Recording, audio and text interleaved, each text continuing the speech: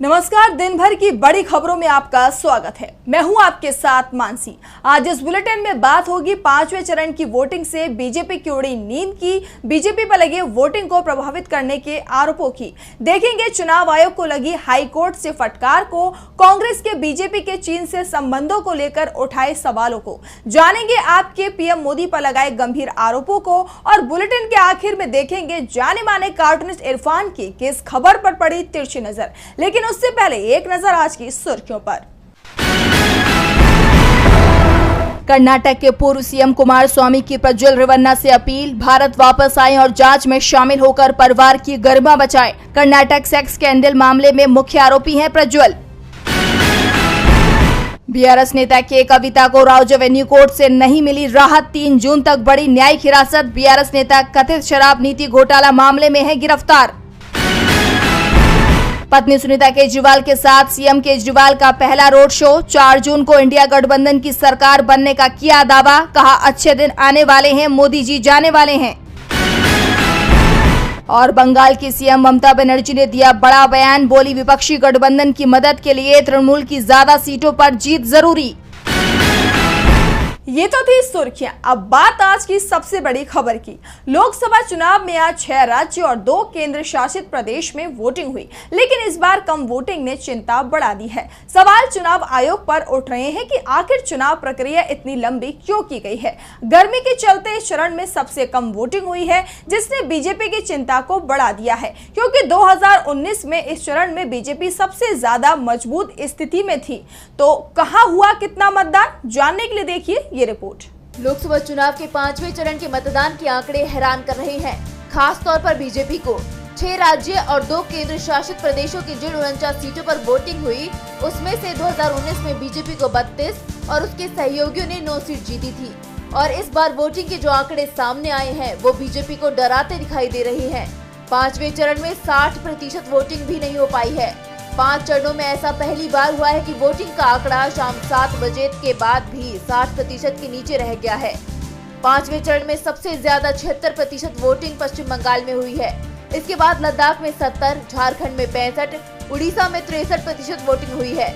UP में 58, जम्मू कश्मीर में 57 और बिहार में 55% वोट डाले गए हैं।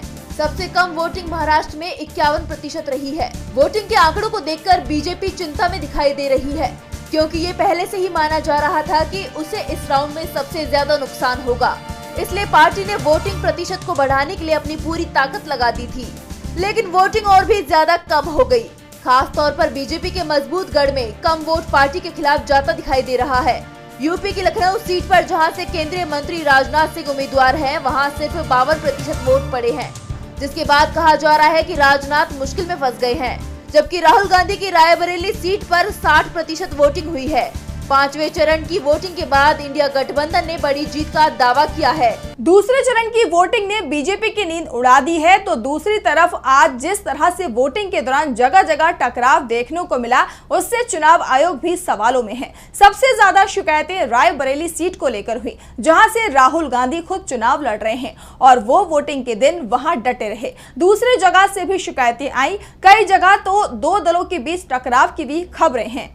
5वें चरण की वोटिंग को लेकर सुबह से ही लोगों में उत्साह दिखाई दे रहा था। मतदाता वोटिंग की लाइन में खड़े थे, लेकिन कई जगह सुबह ही ईवीएम धोखा दे गई। सुबह 7 बजे वोटिंग शुरू होने के कुछ ही देर में चुनाव आयोग के सामने शिकायतों का अंबार सा लग गया। ईवीएम को लेकर सबसे ज्यादा शिकायतें यूपी से हुई। इसमें रायबरेली में सबसे ज्यादा ईवीएम खराब होने की सूचना मिली। ईवीएम खराबी को लेकर यूपी कांग्रेस प्रभारी अविनाश पांडे ने चुनाव आयोग से ही सवाल कर दिया कि क्या सारे खराब ईवीएम रायबरेली भेज दिए गए हैं।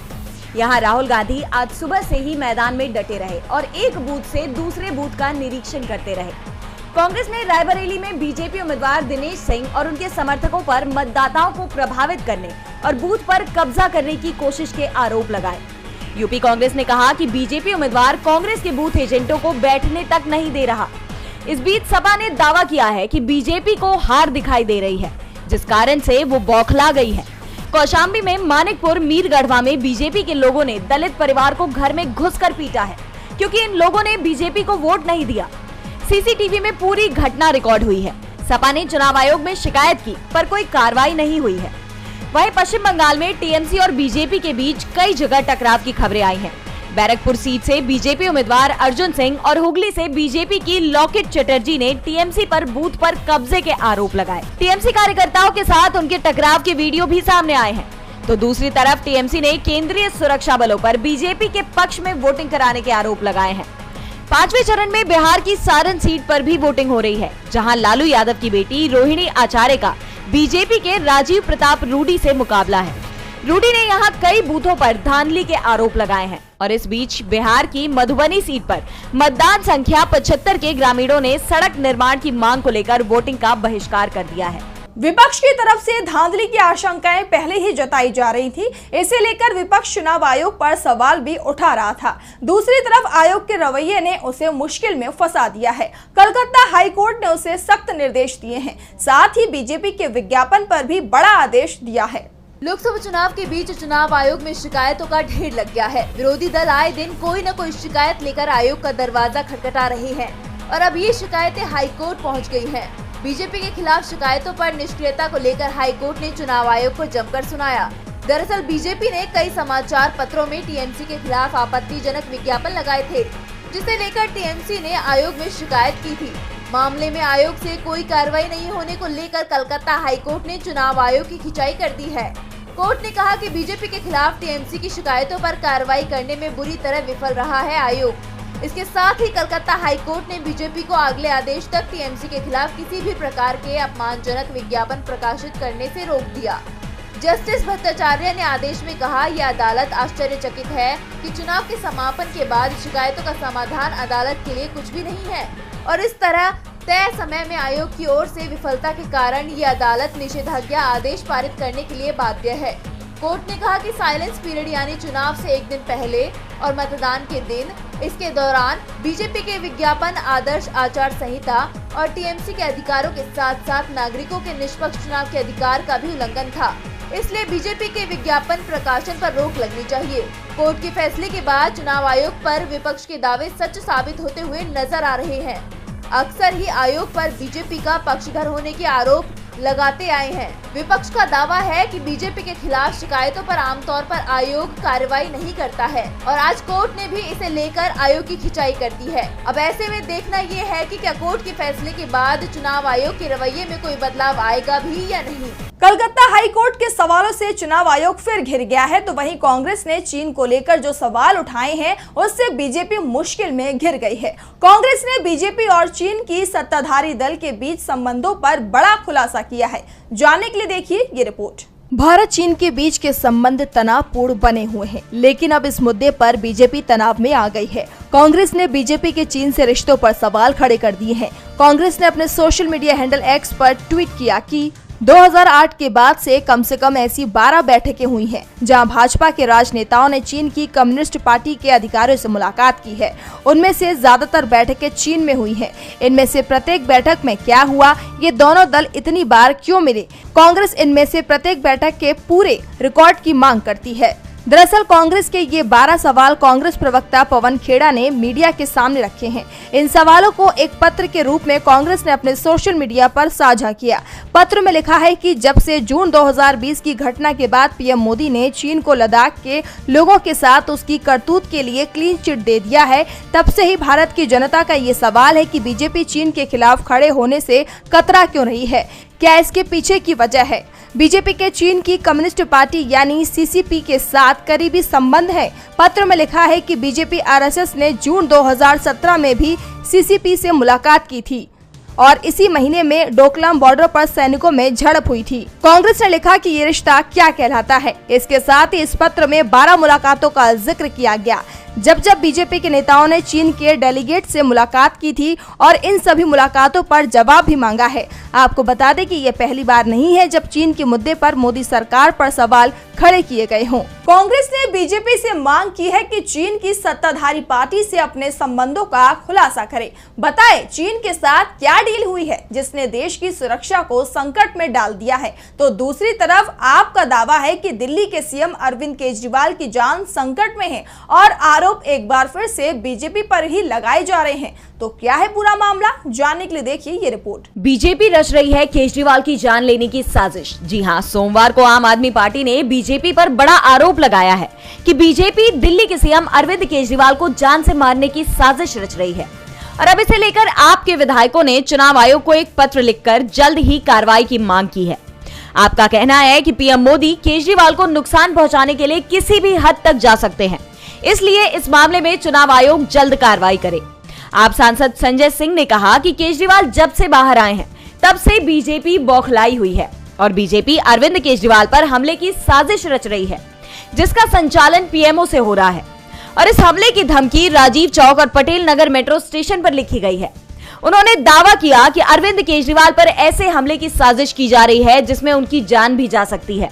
और इसी के साथ संजय ने कहा कि अगर केजरीवाल को कुछ भी होता है तो बीजेपी और प्रधानमंत्री कार्यालय इसके लिए जिम्मेदार होंगे। केजरीवाल के जेल से छूटने के बाद से ही बीजेपी की चिंता बढ़ी हुई है। उसका ग्राफ तेजी से गिरता जा रहा है। इसके बाद अब एनसीपी शरद गुट के चीफ शरद पवार ने बड़ा दावा कर दिया है। उन्होंने साफ कर दिया है कि बीजेपी को पहले के अनुमानों के मुताबिक कम वोट मिल रहे हैं। तो क्या कहा है पवार ने, जानने के लिए देखिए ये रिपोर्ट।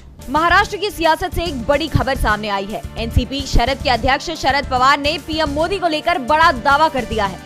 शरद पवार ने दावा करते हुए कहा कि प्रधानमंत्री मोदी का विश्वास इस बार डगमगा गया है, इसलिए वो महाराष्ट्र पर ज्यादा फोकस कर रहे हैं। इसके साथ ही उन्होंने महाविकास अघाड़ी की जीत का भी दावा किया। पवार ने कहा कि इस बार एमवीए महाराष्ट्र में कम से कम 50% सीटें जीत रहा है। वंशवाद के आरोपों पर पवार ने कहा कि एक डॉक्टर का बेटा अगर डॉक्टर बन सकता है तो राजनेता का बेटा राजनेता क्यों नहीं बन सकता। माँ बाप के चरण चिन्हों पर चलना कोई अपराध नहीं। तो वहीं बीजेपी के 400 पार के दावे को लेकर पवार ने कहा कि ये बहुत ही अजीब दावा है। मुझे नहीं पता कि किस आधार पर ये नारा दिया गया है। मुझे तो ये भी शक है कि बीजेपी बहुमत के आंकड़े तक पहुंच पाएगी। दक्षिणी राज्यों में बीजेपी का प्रदर्शन ना के बराबर है, तो वहीं मध्य प्रदेश, राजस्थान और यूपी में भी इस बार हालत अच्छी नहीं है। 4 चरणों के मतदान के मुताबिक एनडीए को हराना कोई बड़ी बात नहीं है। उन्होंने कहा कि इस बार महाराष्ट्र में 50% सीटों पर महाविकास अघाड़ी की जीत होने जा रही है। मुझे हैरानी है कि जिस तरह की भाषा प्रधानमंत्री मोदी चुनाव प्रचार में इस्तेमाल कर रहे हैं वो प्रधानमंत्री पद की गरिमा के खिलाफ है। पवार ने भी राहुल के दावे का समर्थन कर दिया है कि बीजेपी इस बार 150 पार भी नहीं कर पाएगी और इसके संकेत भी मिल रहे हैं। बीजेपी कांग्रेस से पिछड़ती जा रही है। देखिए ये रिपोर्ट। लोकसभा चुनावों में इस बार सोशल मीडिया पर राजनीतिक दल जमकर प्रचार कर रहे हैं, जिससे अधिक से अधिक लोगों तक पहुंचा जा सके। और इस लड़ाई में कांग्रेस ने बीजेपी को बहुत पीछे छोड़ दिया है। फेसबुक, ट्विटर, इंस्टाग्राम और यूट्यूब सब पर कांग्रेस बीजेपी पर बहुत भारी पड़ती दिखाई दे रही है। जनता कांग्रेस की वीडियो को हाथों हाथ ले रही है। व्यूअरशिप के मामले में कांग्रेस बीजेपी से कई गुना ज्यादा आगे निकल गई है। यानी जनता के बीच कांग्रेस के दावे को सच माना जा रहा है, उसे पसंद किया जा रहा है। सोशल मीडिया के जो आंकड़े जारी किए गए हैं उसमें अगर यूट्यूब के आंकड़ों को देखा जाए तो कांग्रेस के टोटल व्यूज और लाइक 27,95,900 हैं, जबकि बीजेपी के केवल 2,90,680 हैं। तो वहीं ट्विटर पर कांग्रेस को 20,09,061 व्यूज और लाइक मिले हैं, जबकि बीजेपी को 5,65,139। इंस्टाग्राम की बात करें तो कांग्रेस को टोटल व्यूज और लाइक 1,27,07,759 मिले हैं, जबकि बीजेपी को 76,69,082। और वहीं फेसबुक पर देखा जाए तो कांग्रेस के 20 वीडियोस पर 3,57,074 व्यूज और लाइक्स मिले हैं, जबकि बीजेपी के 20 वीडियोस पर देखा जाए तो 1,76,400 व्यूज और लाइक्स पड़े हैं। इन आंकड़ों से साफ है कि सोशल मीडिया जहां बीजेपी अपना दबदबा मानती थी, वहां अब कांग्रेस का दबदबा दिखाई दे रहा है। जनता इस बार बीजेपी की जगह कांग्रेस को पसंद कर रही है। ऐसे में कांग्रेस का दावा सच होता दिखाई दे रहा है, तो वहीं बीजेपी अब टेंशन में आ गई है। और बुलेटिन के आखिर में देखेंगे जाने माने कार्टूनिस्ट इरफान की किस खबर पर पड़ी तिरछी नजर।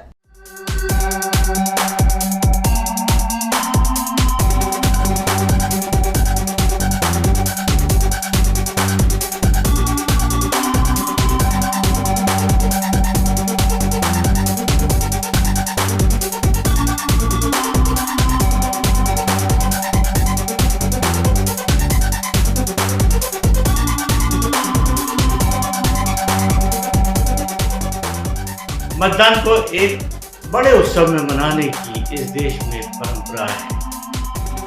कई रेस्टोरेंट्स पे तो तरह तरह के डिस्काउंट होते हैं, उंगली पर जाकर निशान दिखाओ और आप कई जगह पर डिस्काउंट ले लो ड्रिंक्स के अंदर, खाने के अंदर। क्या ऐसा नहीं हो सकता कि महंगाई की मार से 2 जून की रोटी तक नहीं जुटा पा रही जनता को सरकार एक वक्त तो कम से कम पूरा खाना मुफ्त दे दो? आइडिया बुरा नहीं।